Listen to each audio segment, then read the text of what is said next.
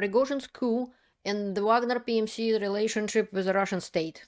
This is what we're going to talk about today. We will talk in general about the coup itself. You can call it mutiny or rebellion if you like. I want to underline that I never supported Putin or Prigozhin. They are very bad, both of them, and I don't know who is worse. So I definitely didn't want Prigozhin to win, and I clearly stated it in my live stream during the Wagner Group coup, which you're welcome to see on my channel. Let's dive into it. And I want to introduce myself. Hi, I'm Elena. Welcome to my political channel Enough of Propaganda.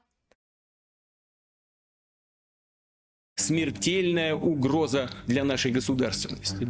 On the evening of June 23, 2023, Yevgeny Prigozhin, who you can see on this picture, the head of the Wagner private military company, or PMC, announced that Russian forces attacked the bases of his company and launched an attack and basically shelled them.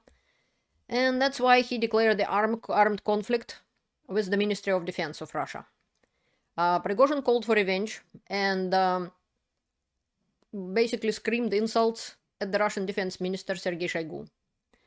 Prigozhin proclaimed so-called March of Justice, and the next morning Wagner PMC already blockaded military infrastructure of the city Rostov-on-Don, which is over 1 million people city. And in this, in my previous videos, he is speaking about capturing the headquarters of the Russian so-called special military operation in Ukraine headquarters. At the same time, he grabbed the deputy of Minister of Defense of Russia and high-ranked general of GRU.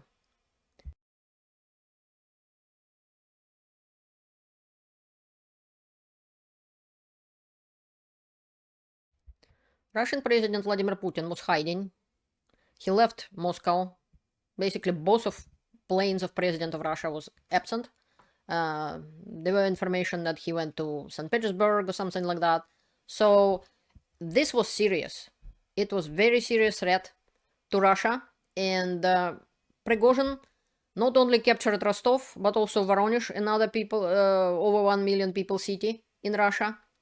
And basically get to Moscow. About 200 kilometers, he only didn't get right into Moscow. 200 kilometers and he would be right in Kremlin.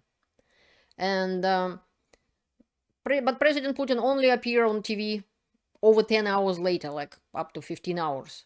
And he addressed the nation, denounced the events as a betrayal, and promised that the traitors and organizers of the rebellion will be held accountable and punished.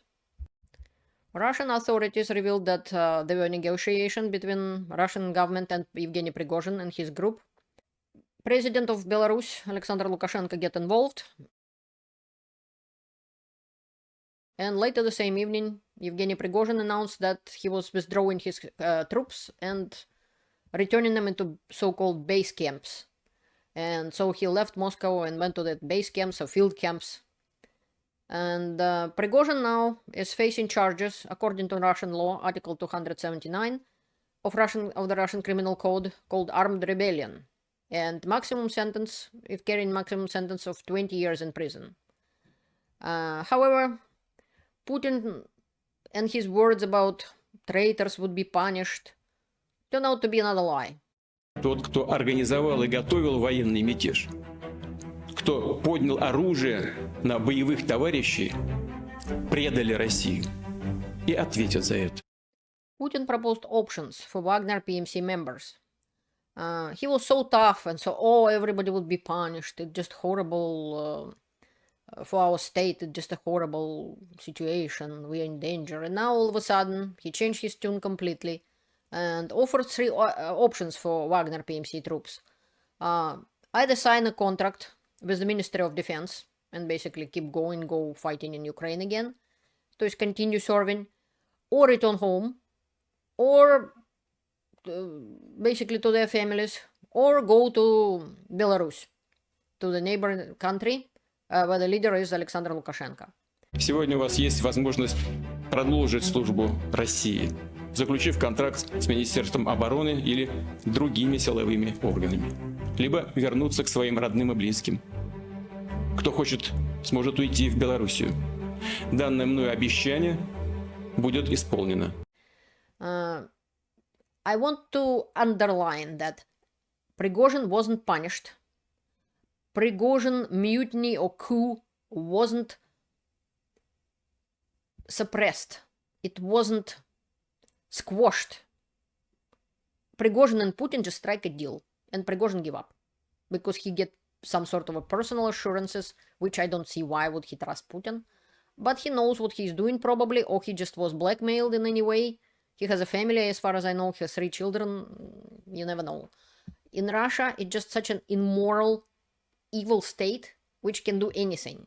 That is why it's absolutely useless to listen what Putin has to say. He lies all the time, and this video is one of more proofs of that, and you will see it a little bit later.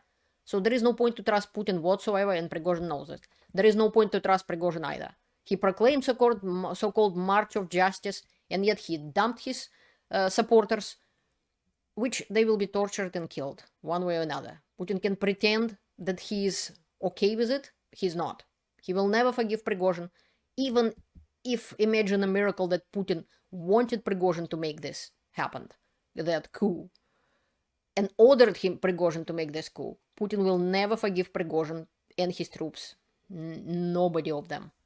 And if Prigozhin even maybe will get away with it, his troops, for a while, he's not gonna get away with it forever. If Putin is in power, he will kill Prigozhin. And Putin definitely will get rid of all the Prigozhin troops. And everybody who somehow could have interfered, but they didn't, and so on. So he will punish everyone who he think wronged him. He done it many times before. He will not stop about that. And he ran away during the coup, fled Moscow, and he was scared and ran away. And he will never forgive that, or forget, period. Putin even condemned by Igor Girkin, also known as Strelkov. Таких случаев было множество. Мятежникам, которые ставили страну на грань гибели, обещали полную амнистию, потом тупо вешали. Я не призываю повесить Пригожина, хотя он того заслуживает. Но не наказать его совсем, это хуже преступления, чем нарушить слово. Если у нас в стране вообще президент думает не только о себе и своей, там, как говорится, своем окружении, что, скорее всего, и есть на самом деле, но и о государстве, то он не может оставить безнаказанным подобного рода выступление, которое поставило страну на грань гибели. Потому что он демонстрирует свое бессилие, полное бессилие. И показывает, что так можно. Пробуйте, ребята, пробуйте еще. А если не получится, вам ничего не грозит. Потому что я бесхребетная мокрица. И не могу наказать тех, кто заставил меня, собрав манатки, бежать в самолет и срочно улетать в Петербург. Girkin Strelkov is a criminal. Is a war criminal, and he wanted by International Criminal Court.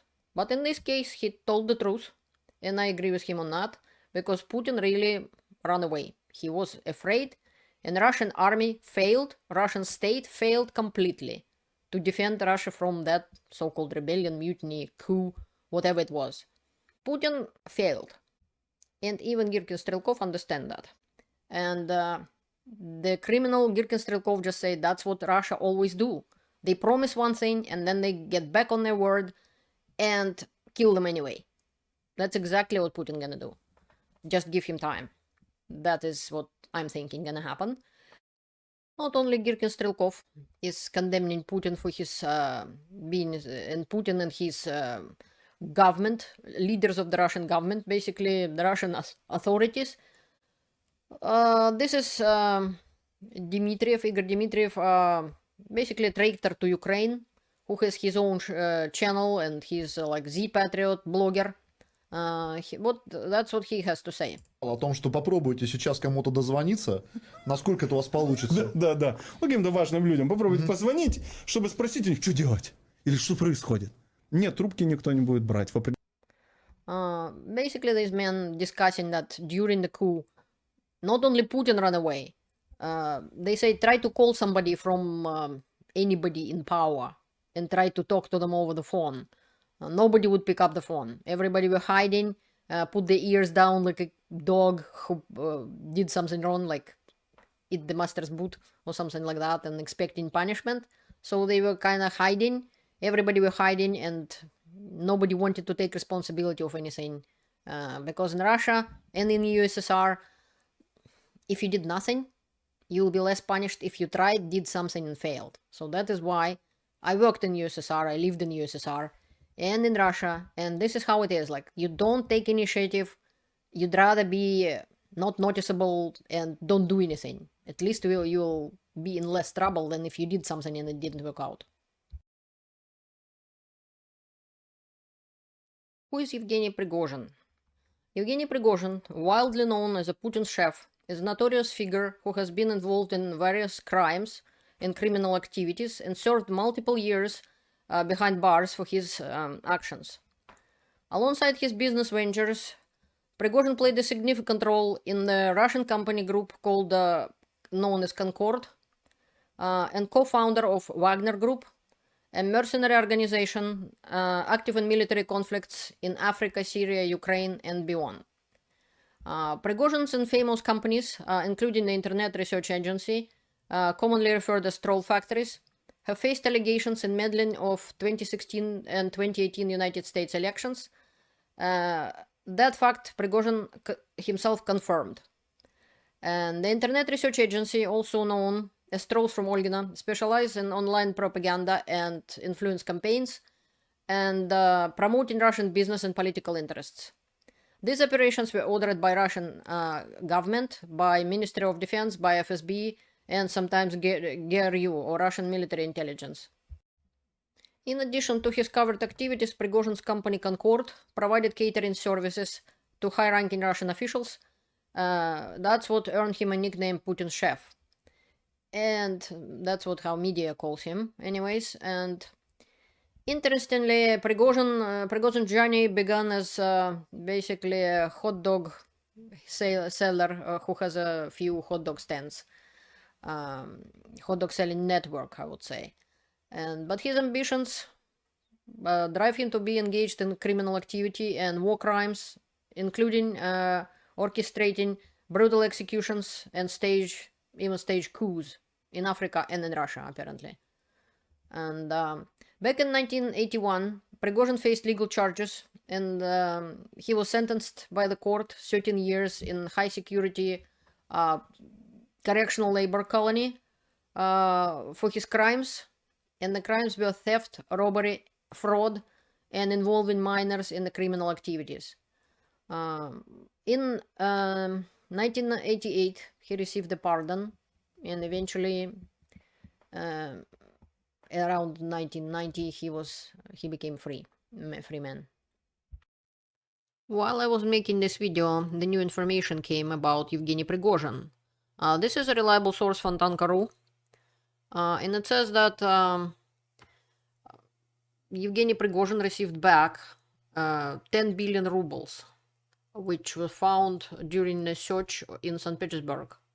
I'd like to know how much money Prigozhin made on Russian people, from Russian budget, from our Russian citizens' pockets.